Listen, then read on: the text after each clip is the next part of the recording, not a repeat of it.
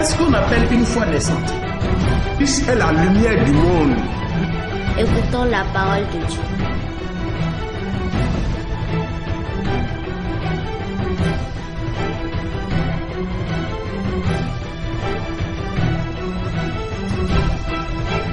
Le second texte se trouve dans l'épître de Paul aux Romains, en son chapitre 10, du 2e verset au 18e. Mais wanando Jésus Christ me mi dondo do kuloko mi tonle. Bien-aimé dans le Seigneur Jésus, nous vous saluons. O khogo e no vi mi ton do kho deji dion mi wa pa khwe go nu khogo. Le thème dont on a écouté l'introduction, nous venons pour la deuxième partie. Khogo wa indo nu dili mi ton na lido kho mauton e me mi na no we binu bonando ni newe din dudude. Le thème est que pour sa famille, la foi des saints a besoin d'être nourrie par la parole de Christ. Fieno we minando khodo bona baje nu atome. Nous allons expliquer trois choses. Nous comptons ouais nous didi dessous tawon minamoi don de we anamonu e joy nous comptons eno bahwene ni mai nu o bleble ton ya moyo nous didi dessous tawon ese mimoya minaka bio milehwe. Nous devons demander si nous avons reçu la vraie foi. E mi monu idion mirona zetemeni nuo bona reu ina batemeni bena no asimiton. Après avoir reçu ce don, nous devons l'installer fermement. E mi zetemeni nuo minanje ndudu neji dilo bona bado nuwe mi moyo nuo nisu nuo niklo. Et ayant reçu, nous devons l'installer et vouloir que ce que nous avons reçu grandisse. E mina jire do nugo e atinde webo ado arona do ation do fi dagbe bo ana tempon ba tion e na kuwa e na note bona su bona na sisen moto ado ation. Il s'est un terre planté, tu dois planter à un bon endroit, l'entretenir, qu'il grandisse et donne le fruit, c'est pour ça qu'il a été planté. E rendo eno do atinde bo ation no ku. On plante des arbres qui meurent. Mais là, Timbo et non d'ondidio, Gandhi, Sindo, Bewaya Kondidio et non Bako. Il y en a que la foi dès le début, mais à la suite, cette foi est perdue. Et ouais, Paul donne milo, Galate, à quoi ton taton, Galatin, Wema, taton, Afodile ton tongo, Paul donne Galatin l'ero. Mina Beko, Bigbo, Bona Fouquois, Bazako, ni maimo. C'est pourquoi Paul a dit au peuple de Galate, est-ce que vous allez commencer par la foi et terminer par l'incrédulité dans Galate 3?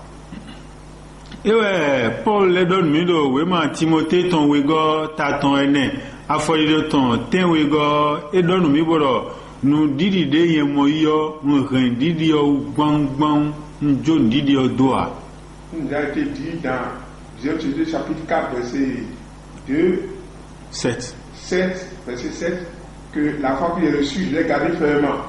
Et le mot est Paul Dogmon, mi de sous, nous didio, mi n'amba de sous, dodo, bonamon, bona rein, bena kolomona dagba, kaka so vivons nous, besan mi tonton, il est Paul Dogmon. Ainsi, la foi que nous avons reçue, nous devons aussi la garder jusqu'à la fin de.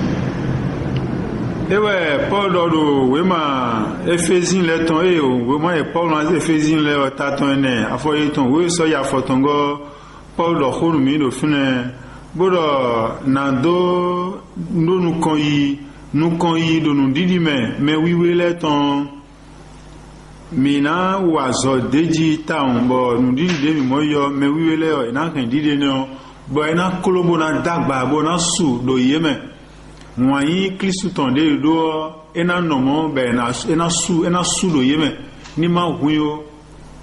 Ainsi Paul nous dit que l'âme de Christ que nous avons reçue, nous devons la garder et la faire croître.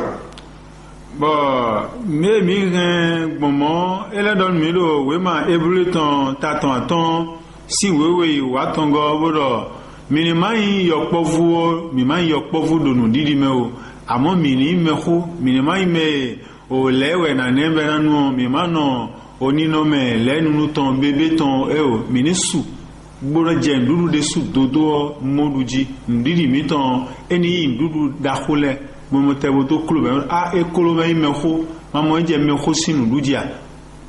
Paul nous a dit aussi dans Hébreux 5, verset 12 à 13, que nous devons grandir la foi et ne sommes pas seulement au lait, mais nous devons commencer par prendre des aliments solides. Et nous devons d'accord dominant, je dirais, de nous go, mais là, timbo, il y a non monu gandi si bibenu bewa yakpon et de nous mouillons et nous disons doiji et nous donnons beaucoup gandira et beaucoup de nos gana dion et donnons mimo dion et nos fins et sommes kunja ou ganja et ma canon do modaine nous mimo ton et nos mon nous ni mimo ganji et nos modaine ou ne kagbon et nos kode ba zono boda dion kode din kaka dian zon sono boa et moi ici do bon et ka rien bon nous kolobo dagba et nous condé mais et va jiro gudo de mais et ka do akin no souesi et divio vino souet. Il y a des visionnaires qui au début avaient de vraies visions, mais par la suite ne sont pas faiblir. Il y a des gens dotés de le pouvoir du miracle qui exerçaient correctement au début, mais vers la fin, il ne réalise plus des miracles. Mais si on plante un arbre, c'est pour qu'il grandisse et non pour qu'il meure. Adon moi me bisese mina do gbone do nu didi nu emoyo ana mo jojo didi de su dodo we mi ka do dian mina kan bio mi re we nu didi de su dodo we nu didi do nu Jesus Christi do pono nu didi do nu mawu do pono bo jinjon fine dide Daniel yelo gbigbe bodo a nu didi do nu mawu goje mi na heme mi si do ni nu vodun gbere a mi do tanali a nu vodun mi ton ya mi gbekupo epo a ebe podoro romain tanton gbanton soyi gbanton kwene bodo etewe kana clan mi si wọ̀nyí Jesus Christ ton gudo pedepon. Nous devons faire dans la foi comme Daniel et ses compagnons, et Paul nous a dit dans Romains 8 verset 35 à 39 que qu'est-ce que nous sépare de l'amour de Christ.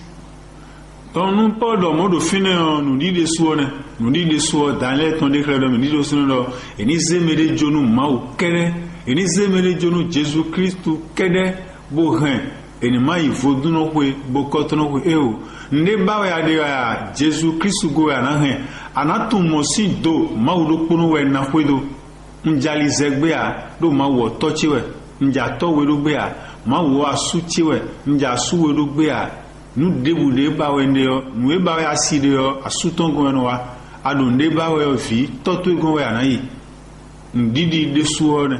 La vraie foi consiste à croire en Dieu seul et mettre tout son espoir en lui. Tout ce que nous voulons de la vie, nous devons nous adresser à Dieu seul. Nous ne devons plus aller chez les charlatans ni chez les devins.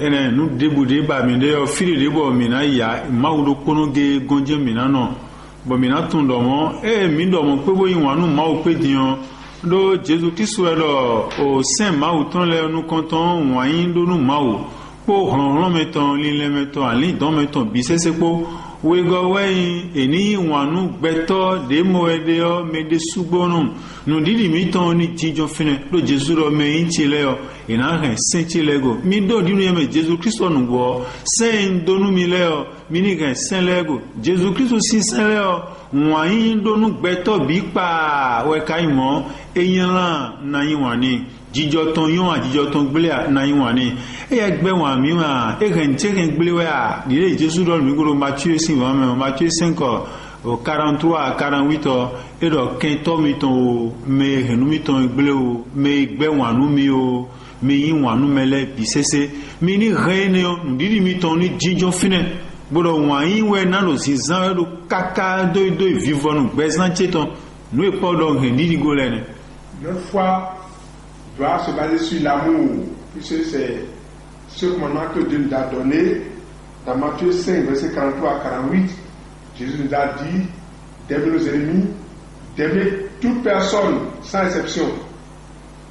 Donc, et nous, bona mote bona do nu kon yide bo eno ni rani nan mai do me de atundo mo si do dion ena akambio we huro po me ko de aka do da yo ko porote a le susu deji we le mo yo de voler deji bo le na yin wanu ma ogbon le na yin wanu gbetogbon le ro kikaru we ma me burun kun no je go no vi mi ton de na je fin dion ena ti me nu bo na mo kun je me ganji donc nous mi moyo nous on ni ma ti o Dile Paul do Thessaloniciens, premier Thessaloniciens 5:19.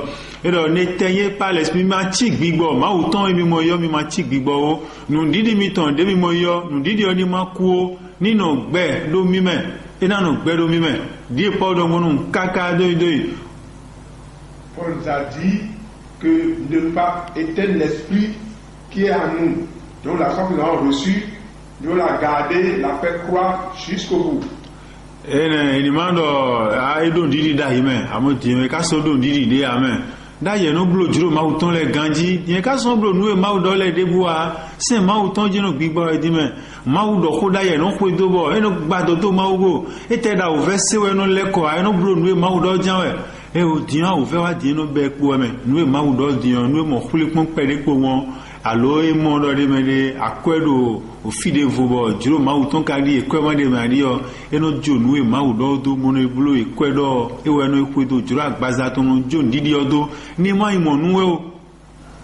Que ce soit pas pour nous aujourd'hui qu'on dise avant il y avait la foi mais maintenant il n'y a plus la foi. Maintenant il ne pratique plus les œuvres, c'est plus les œuvres.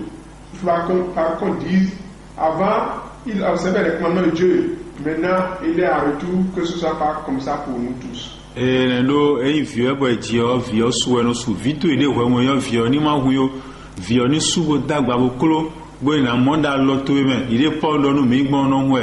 Et donc ton vite il est na bodo tout est dit et na time nous nous de mi na blog mo kakabo nous dit de mi moyo, nous mi moyi si ma ugon mi na he, wanye mi donu ma wo, wanye mi donu beto adogbodo ma ugo de mi na blogo mna he kaka be na sumna kulumna dagba be mede mo na mo melo esume le de gbonda yo elevo jeji nu mi mo ton jeji odo che ton jeji azon egbo de mo yo jeji han no jidion le no ji han gbodion e wo e de jeji ku gan khokho don e na do mo nu mi dana nu didi mi ton na susu deje no vi mi ton na kula dana mo na time le mi na ndudu o nu mo yo gbon didi na kulma dagba lido na time nu mi kono.